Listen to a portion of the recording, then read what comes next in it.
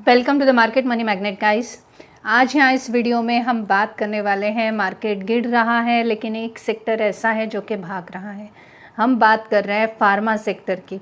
क्या ये smart money का गेम है या बड़ी अपॉर्चुनिटी क्रिएट हो रही है, हम ये जानेंगे आज के पूरे गिरते हुए मार्केट में फार्मा सेक्टर जो है स्पेसिफिकली क्यों आज तेज़ी में था। कुछ स्टॉक 6% की तेज़ी में देखने को मिले, इसके पीछे का रीज़न जानेंगे। बैंकिंग, ऑटो सेक्टर सब कुछ तबाह हो रहा है, तब ये सेक्टर सेफ क्यों है, ऐसा क्यों होता है कि मार्केट जब रेड होता है तो ये सेक्टर में एक तेज़ी आती है। चलिए सबसे पहले तो हम देखते हैं कि इस सेक्टर के कौन कौन से स्टॉक आज तेज़ी में देखने को मिले। सबसे पहले आप यहाँ पे देख सकते हैं सन फार्मास्यूटिकल इंडस्ट्री जो है आज 1.17% के तेज़ी में था, जबकि मार्केट निगेटिव में देखने को मिला। वहीं पे इस लिस्ट में जो सेकंड स्टॉक है डिवाइस लेबोरेटरी, तो डिवाइस लेबोरेटरी जो है ये भी आज करीबन 3.5% के तेज़ी में है। अगर हम सिप्ला की बात करें तो सिप्ला भी 1.70% तक की तेज़ी में ही देखने को मिला।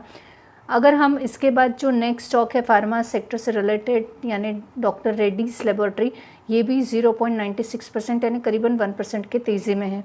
अब इनके इस तेज़ी के पीछे का रीज़न सबसे पहले तो ये है कि जो फार्मा है वो एक डिफेंसिव सेक्टर कहा जाता है फार्मा को।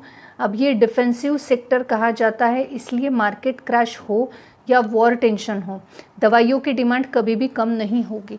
वॉर में अगर जो सोल्जर्स है उनको भी मेडिसिन्स की ज़रूरत पड़ेगी, पब्लिक को भी मेडिसिन्स की ज़रूरत है। जो उनको बीमारियां हैं उसकी वजह से उनको जो रेगुलर इंटेक्ट करना है मेडिसिन का वो उनको लगेगा ही, चाहे मार्केट क्रैश हो जाए चाहे वॉर हो। वॉर के समय में तो और भी मेडिसिन्स का डिमांड बढ़ जाता है, फर्स्ट एड्स का डिमांड बढ़ जाता है। इसीलिए बड़े इन्वेस्टर्स जैसे कि एफआईआई या डीआईआई की अगर हम बात करें तो ये दोनों भी पैसा निकाल कर रिस्की सेक्टर से सेफ सेक्टर की तरफ शिफ्ट करते हैं, यानी बैंकिंग या ऑटो सेक्टर से पैसा निकाला जाता है। क्योंकि अभी वॉर के टेंशन में फिर से क्रूड ऑयल के प्राइसेस फ्लक्चुएट होंगे, फिर से ऑटो सेक्टर मार खाएगा और बैंकिंग सेक्टर का भी उसी तरह का हाल रहेगा। इस वजह से ऐसे सेक्टर से पैसा निकालकर फार्मा में शिफ्ट करते हैं, इसको कहते हैं स्मार्ट मनी मूव। अब जैसे ग्लोबल टेंशन की अगर हम बात करें तो यूएस ईरान का टेंशन, जो वॉर का फियर है उस वजह से ग्लोबली अनसर्टेनिटी बढ़ चुकी है। ऐसे समय में हेल्थ केयर डिमांड स्टेबल रहती है। दूसरा, एक्सपोर्ट ओरिएंटेड फार्मा कंपनीज़ को फ़ायदा होता है और India is a global pharma hub, इसका direct benefit Indian pharma stocks को मिलता है। अब इसके अलावा एक और जो बड़ा यहाँ पे पॉजिटिव प्लस पॉइंट रहा है फार्मा सेक्टर के लिए वो ये रहा है रुपीस का वीकनेस। रुपीस जब वीकनेस में आता है तो एक्सपोर्ट बूस्ट होता है। जब रुपया कमज़ोर होता है तो फार्मा कंपनी जो कि यूएस और यूरोप में एक्सपोर्ट करती हैं उनको ज़्यादा प्रॉफिट मिलता है। और सिंपली समझो तो डॉलर स्ट्रॉन्ग यानी फार्मा का अर्निंग स्ट्रॉन्ग होता है, रुपीस वीक यानी उनका अर्निंग स्ट्रॉन्ग। तो इस वजह से रुपीस का वीकनेस भी हमें एक जो है फार्मा सेक्टर के लिए पॉजिटिव बूस्टर लाता है। अगर हम एक स्टॉक की बात करें जो आज मोर देन 6% की तेज़ी में था, वो था बायोकॉन लिमिटेड। आप देख सकते हो करीबन 6.34% के तेज़ी में हमें बायोकॉन का रेल देखने को मिला।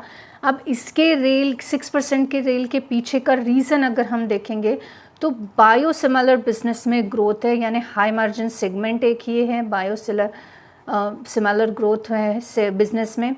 यूएस का अप्रूवल और ग्लोबल एक्सपांशन इनको मिल चुका है।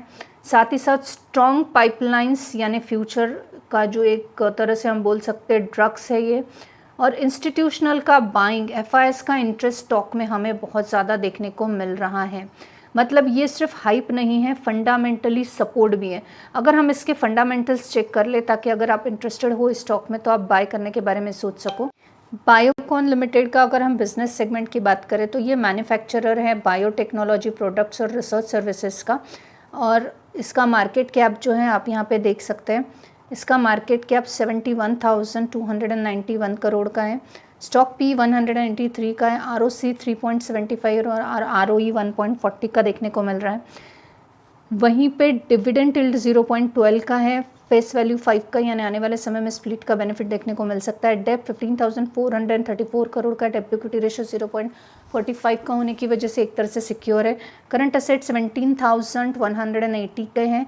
इन्वेंट्री 6,086 करोड़ है। पेट्रोस के स्कोर के हिसाब से पासिंग स्कोर मार्क्स यहाँ देखने को मिल रहे हैं।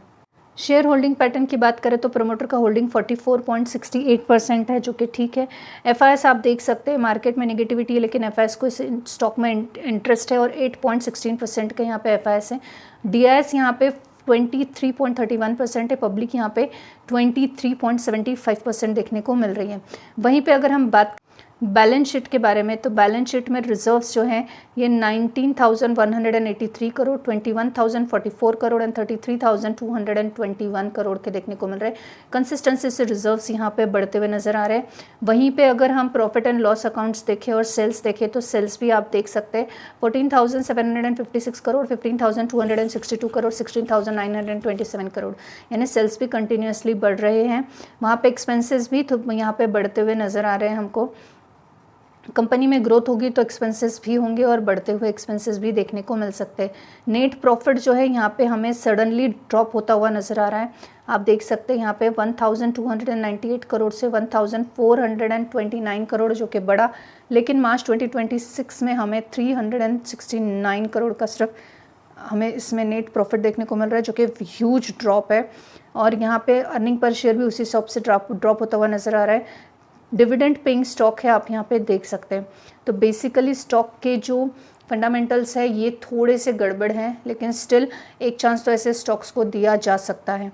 अब अगर हम बात करें सेक्टर रोटेशन गेम के बारे में, तो सेक्टर रोटेशन गेम यानी मार्केट गिरते ही पैसा रोटेट होना शुरू होता है।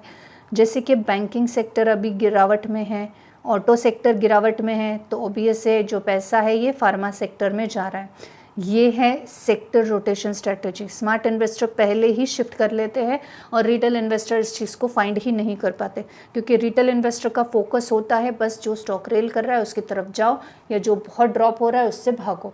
ऐसा नहीं होता, मार्केट की स्ट्रैटेजी समझ के हमें उसमें इन्वेस्ट करना होता है।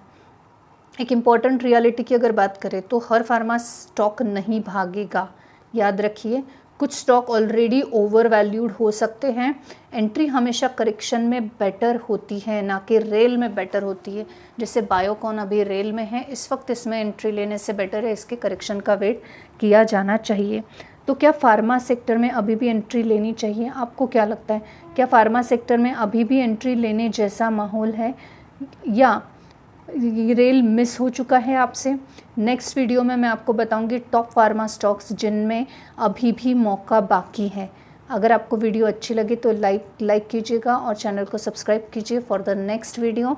And if you want me to prepare a video on a top pharma stock, so please do comment on a top and I will make a video on a top pharma stocks. Thanks for watching.